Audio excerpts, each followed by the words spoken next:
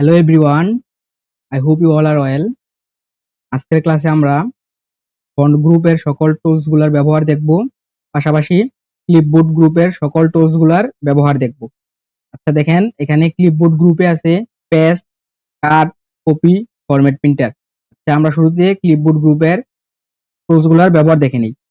এখানে আমরা কাট করার জন্য, কপি করার জন্য, পেস্ট করার জন্য সিম্পলি আমরা একটা লাইন সিলেক্ট করলাম।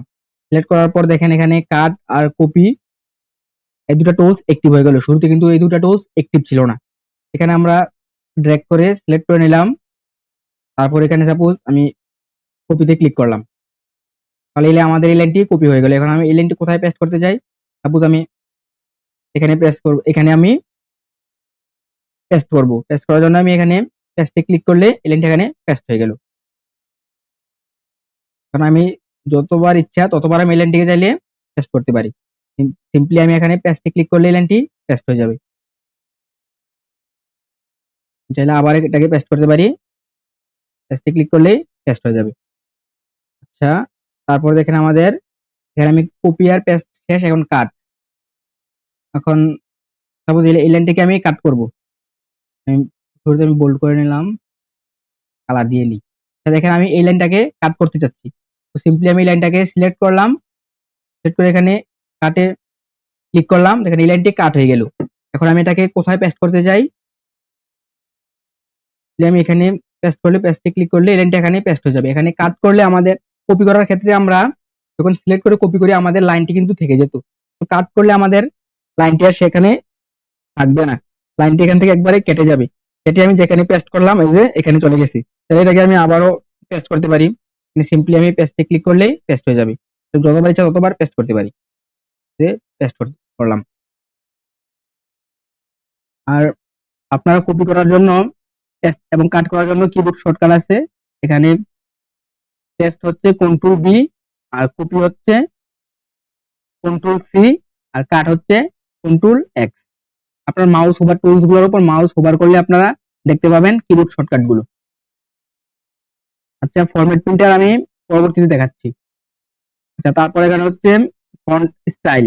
আমরা চাইলে বিভিন্ন রকমের ফন্ট স্টাইল এখানে সিলেক্ট করতে পারি। এখন আমার ডকুমেন্টে ফন্ট স্টাইল দেওয়া আছে টাইমস নিউ রোমান। আমরা চাইলে ডকুমেন্টের সবগুলো টেক্সটকেই যে কোনো একটা ফন্ট স্টাইল দিতে পারি, অথবা আমরা সিলেক্ট করে আলাদা আলাদা ফন্ট স্টাইল দিতে পারি। তারপর আমি শুধু এই দিকটার ফন্ট স্টাইল চেঞ্জ করতে চাইলে এখান থেকে ক্লিক করলাম, আমি ফন্ট স্টাইলটা চেঞ্জ করে দিলাম। কিন্তু হোল ডকুমেন্টে আমি ফন্ট স্টাইল এটা দিতে চাই, অ্যালজেরিয়ান দিতে চাই, তাহলে আমি হোল ডকুমেন্টটা ড্র্যাগ করে সিলেক্ট করে নিলাম। ড্র্যাগ করে সিলেক্ট না করে আপনারা কিবোর্ড থেকে কন্ট্রোল প্লাস এ ক্লিক করলেও হোল ডকুমেন্টের সকল টেক্সট সিলেক্ট হয়ে যাবে। তারপর আপনারা এখান থেকে ড্রপ ডাউনে ক্লিক করে সিলেক্ট করে দিতে পারেন। আপনাদের ইচ্ছা মতো আপনারা এখানে ফন্ট সিলেক্ট করে দিতে পারেন। এই ফন্টগুলো আপনারা চাইলে বিভিন্ন ওয়েবসাইট থেকে ডাউনলোডও করে নিতে পারেন। ডিফল্ট ভাবে অনেকগুলো দেওয়া থাকবে, এগুলো দিয়ে মোটামুটি কাজ হয়ে যায়। সাপোজ আমি এখানে এটা দিয়ে দিলাম, আমাদের হোল ডকুমেন্টটি আমাদের বোর্ড হয়ে ফন্ট স্টাইলে হয়ে গেল। আমরা আবার পূর্বের জায়গায় ফিরে যেতে চাইলে এখানে আনডু দিয়ে ক্লিক করলে আগের জায়গায় আমরা ফিরে যাব, আর রিডু ক্লিক করলে আমরা আবার এখানে চলে আসলাম। আশা করি আপনারা আনডু রিডুর ব্যবহারটা আগে থেকেই জানেন। আনডু করার জন্য কিবোর্ড শর্টকাট হচ্ছে কন্ট্রোল প্লাস জেড, আর রিডু করার জন্য কিবোর্ড শর্টকাট হচ্ছে কন্ট্রোল প্লাস ওয়াই। এখানে কন্ট্রোল প্লাস ওয়াই। তারপর হচ্ছে এখানে ফন্ট সাইজ। ফন্ট সাইজ বাড়ানোর জন্য আমরা যে টেক্সট গুলোর ফন্ট সাইজ বাড়াতে চাই সিলেক্ট করলাম, ড্রপ ডাউনে ক্লিক করে আমরা এখান থেকে সাইজ সিলেক্ট করে দিতে পারি। যেখানে এই সিলেক্ট করা ফন্টগুলোর সাইজ বেড়ে গেছে। আচ্ছা আমরা এখানে সিলেক্ট করে চাইলে ড্রপ ডাউনে ক্লিক না করে আমরা এখানে সিলেক্ট করে আমরা কিবোর্ড থেকে লিখে দিতে পারি। সাপোজ এটার সাইজ আমি দিতে যাচ্ছি 53, লিখে আমরা এন্টার প্রেস করলে সাইজ 53 করে হয়ে গেল। আমরা আবার পূর্বের জায়গায় ফিরে যেতে চাইলে যে এখানে রিডু ক্লিক করলাম, আনডুতে ক্লিক করলেই পূর্বের জায়গায় ফিরে গেলাম। আচ্ছা তারপর এখানে হচ্ছে এখান থেকে আপনারা চাইলে এক স্টেপ করে বাড়াতে পারেন। এটা এই টুলসটা দিয়ে আমরা এক স্টেপ করে কমাতে পারেন। এখন এক স্টেপ বাড়ানোর কিবোর্ড শর্টকাট হচ্ছে control plus shift plus greater than. এটা হচ্ছে control plus shift plus smaller দেন। আপনারা কন্ট্রোল শিফট আর স্মলার দেন ক্লিক করে ফন্ট সাইজ এক স্টেপ কমাতে পারেন। আচ্ছা সাপোজ এটার ফন্ট সাইজ আমি এক স্টেপ করে বাড়াতে চাচ্ছি, জাস্ট এখানে ক্লিক করলে এক স্টেপ বাড়তে থাকবে। স্টেপ গুলো হচ্ছে এই যে 12 14 16 এভাবে এক স্টেপ করে বাড়বে। আর কমানোর জন্য সিম্পলি এটাতে ক্লিক করলে এক স্টেপ করে কমবে। তারপরে টুলসটি হচ্ছে কেস। আমরা আমাদের ফন্টের কেস কি স্মলার কেস দিব নাকি লোয়ার কেস দিব নাকি আপার কেস দিব, এই কেস গুলো এখানে আছে। এখানে টোটাল 5টা কেস আছে, sentence case, lower case, upper case, capital each word, toggle case. এখানে সেন্টেন্স কেস হচ্ছে প্রত্যেকটা সেন্টেন্সের প্রথম ওয়ার্ডের আলফাবেটটা ক্যাপিটাল হবে, পাশাপাশি প্রত্যেকটা সেন্টেন্স শেষ হওয়ার পর নতুন যে সেন্টেন্স শুরু হবে ওই সেন্টেন্সেরও ফার্স্ট ওয়ার্ডের ফার্স্ট আলফাবেটটা ক্যাপিটাল হবে। তারপর হচ্ছে লোয়ার কেসে ক্লিক করলে দেখেন সবগুলা আলফাবেট আমাদের লোয়ার কেস হয়ে গেছে। তারপর হচ্ছে আপার কেসে ক্লিক করলে সবগুলো আপার কেসে হয়ে যাবে। তারপর হচ্ছে ক্যাপিটাল ইচ ওয়ার্ড, প্রত্যেকটা ওয়ার্ডের প্রথম আলফাবেটটা ক্যাপিটাল হয়ে গেছে। এখানে টগল কেস হচ্ছে ক্যাপিটাল ইচ ওয়ার্ডের ঠিক উল্টো, এখানে প্রত্যেকটি ওয়ার্ডের প্রথম অক্ষরটি ছোট হয়ে গেছে। আচ্ছা এটাকে আমি সেন্টেন্স কেসে দিয়ে দিচ্ছি। সিম্পলি আমাদের ডিফল্ট ভাবে সেন্টেন্স কেসে দেওয়া থাকে। এখানে ক্লিয়ার অল ফরম্যাটিং টুলস এর ব্যবহার আমি পরবর্তীতে দেখাচ্ছি। তারপর হচ্ছে আমাদের বোল্ড, আমরা যে টেক্সট গুলোকে বোল্ড করতে চাই এখানে ক্লিক করলে বোল্ড হয়ে যাবে, মানে ফন্টের আমাদের টেক্সটের উইডথটা বেড়ে যাবে। তারপর হচ্ছে ইটালিকে ক্লিক করলেই আমাদের ফন্ট স্টাইলটা দেখেন একটু বাঁকা বাঁকা হয়ে গেছে, স্টাইলটা চেঞ্জ হয়ে গেছে। ইটালিক করতে চাইলে আমরা এখানে ইটালিতে ক্লিক করলে ইটালিক হয়ে যাবে। আমরা আবার বোল্ড উঠিয়ে ফেলতে চাই, বোল্ডে ক্লিক করলে আমাদের বোল্ড চলে গেল। ইটালিককে যদি নরমাল করতে চাই, আমাদের ইটালিক রাখতে না চাই, জাস্ট প্রেস করলেই হয়ে যাবে। আচ্ছা এখানে কিবোর্ড শর্টকাট গুলা মাউস ওভার করলে দেখাচ্ছে, bold control plus B, italic control plus I, underline করার জন্য কন্ট্রোল প্লাস ইউ। আচ্ছা আন্ডারলাইন হচ্ছে আমরা সাপোজ এখানে সিলেক্ট করলাম, ক্লিক করলে আন্ডারলাইন হয়ে গেল। আচ্ছা এখন দেখেন এখানে আন্ডারলাইনে ক্লিক করার পর আমাদের সম্পূর্ণ সেন্টেন্সটা একসাথে আন্ডারলাইন হয়ে গেছে। আমরা যদি চাই আলাদা আলাদা প্রত্যেকটা ওয়ার্ডের নিচে আন্ডারলাইন দিব, আমরা সেটাও করতে পারি। যেমন আমরা সিম্পলি এটাকে সিলেক্ট করলাম, এখানে এরোতে ক্লিক করলাম, আন্ডারলাইন স্টাইলে ক্লিক করে ওয়ার্ডস অনলিতে ক্লিক করে ওকে প্রেস করলে দেখেন ওয়ার্ড বাই ওয়ার্ড আন্ডারলাইন হয়ে গেছে।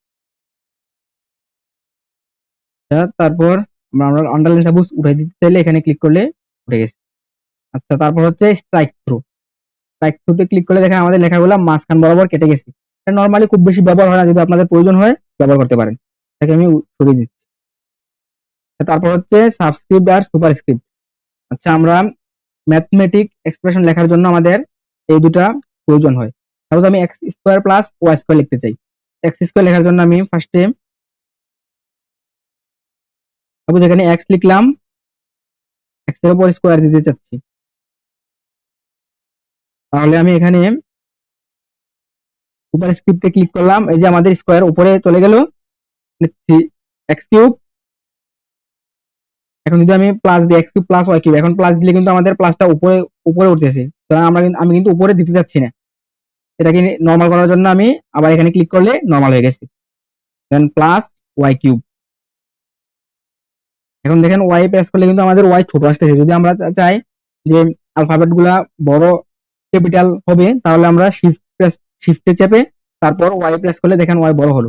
আমরা কোনো ওয়ার্ড যদি সম্পূর্ণ ওয়ার্ডটা আমরা বড় লিখতে চাই তাহলে আমরা শিফটে প্রেস করে লিখতে হবে। অন্যথায় আমরা ক্যাপস লক অন করে রাখতে পারি। ক্যাপস লক অন করে রাখলে আমরা যখন কিবোর্ডে কোনো অ্যালফাবেট লিখবো সবগুলা ক্যাপিটাল হবে, আর ক্যাপস লক অফ করে দিলে নরমাল ভাবে সবগুলা স্মল হবে। আচ্ছা ওয়াই কিউব দিতে চাইলে আমরা এখানে আবার সুপার স্ক্রিপ্টে ক্লিক করলাম, ওয়াই ওয়াই কিউব। নরমাল করতে চাইলে আবার দিলাম। তারপর আমি আপনাদের সাবস্ক্রিপ্ট দেখিয়ে দিচ্ছি। সাপোজ এক্স নিলাম, এক্স তারপর সাবস্ক্রিপ্ট দেওয়ার জন্য আমরা এখানে সাপোজ এক্স টু তারপর প্লাস দিব, প্লাস দেওয়ার জন্য নরমাল করতে হবে ফার্স্টে, প্লাস এখানে ওয়াই সাবস্ক্রিপ্ট এখানে তারপর আমি আবার নরমাল করার জন্য এখানে সাবস্ক্রিপ্ট সরিয়ে দিচ্ছি। তারপর আমরা এভাবে লিখতে পারি। তারপর হচ্ছে আমাদের টেক্সট এফেক্ট এন্ড টাইপোগ্রাফি। আমরা এই টুলসের ব্যবহারটা দেখে নেই। আমরা সাপোজ লাইনটাকে সিলেক্ট করলাম, এটাতে টেক্সট এফেক্ট দিতে চাইলে আমরা ড্রপ ডাউনে ক্লিক করব, অথবা এখানে ক্লিক করলেই এফেক্ট গুলো আমরা দিতে পারবো। তো যে এফেক্টটা দিতে যাচ্ছি, এফেক্টটা হয়ে গেল। সেটাকে আমি বোল্ড করে নেই, বোল্ড করে নিলাম, ক্লিক করে নিলাম, লাইন দিয়ে নিলাম। তারপর এটাতে আমরা আউটলাইন দিতে চাইলে আমরা এখান থেকে আউটলাইন দিতে পারি। আউটলাইন আমি ইউলো করে দিলাম। এখানে শ্যাডো দিতে চাইলে আমরা শ্যাডো দিতে পারি।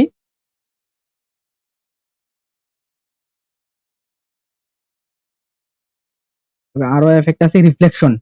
আমরা এখানে রিফ্লেকশন দিচ্ছি, নিচে রিফ্লেক্ট হলো, সেন্টেন্সটা নিচে রিফ্লেক্ট হলো। তারপর হচ্ছে এখানে আর এখানে অনেকগুলা অপশন আছে, আপনারা ওগুলো দেখে নেবেন। তারপর হচ্ছে টেক্সট হাইলাইটার। যেমন এই লাইনটাকে আমি হাইলাইট করতে চাই, ক্লিক করলে হাইলাইট হয়ে যাবে। ডিফল্ট ভাবে এটা ইউলো কালার দেওয়া থাকে। আপনাদের পছন্দ মতো কালার সিলেক্ট করার জন্য আপনারা এখানে ড্রপ ডাউনে ক্লিক করবেন, আপনাদের পছন্দ মতো কালার সিলেক্ট করতে পারেন।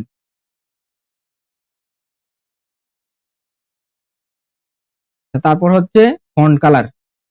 আপনাদের লেখার কালার আপনারা কেমন দিতে চান এখানে সিলেক্ট করবেন, করে এখানে ক্লিক করলে এই যে রেড হয়ে গেছে। ডিফল্ট ভাবে এটা রেড কালার দেওয়া থাকে। আপনারা চাইলে আপনাদের পছন্দ মতো কালার দেওয়ার জন্য ড্রপ ডাউনে ক্লিক করবেন, এখান থেকে কালার সিলেক্ট করে নেবেন।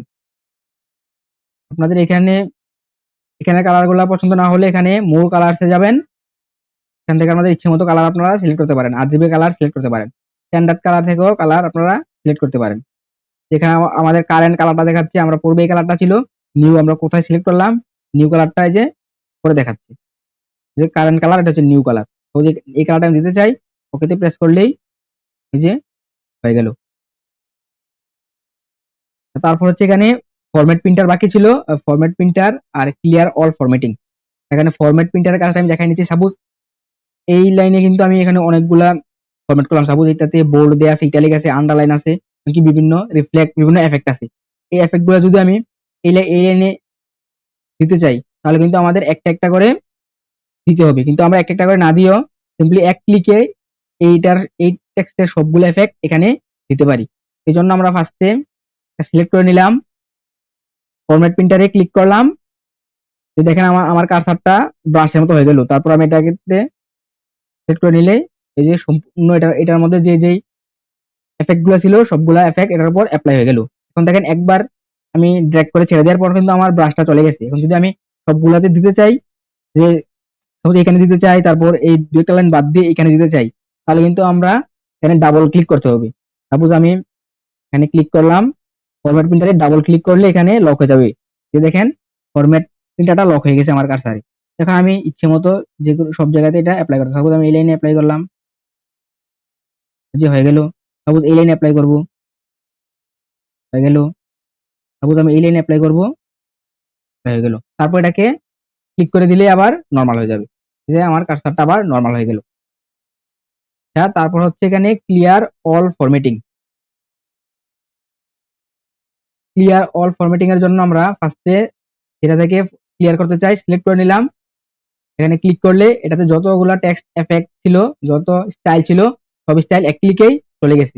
এটা এই টুলস ইউজ না করলে কিন্তু আমাদের একটা একটা করে এফেক্ট গুলো সরানো লাগতো। আমরা এখানে সিম্পলি ক্লিক করে সিলেক্ট করে এখানে ক্লিক করলে সব ফরম্যাট ক্লিয়ার হয়ে যাবে। আজকের ভিডিওটি এ পর্যন্ত থাকবে। ধন্যবাদ সবাইকে।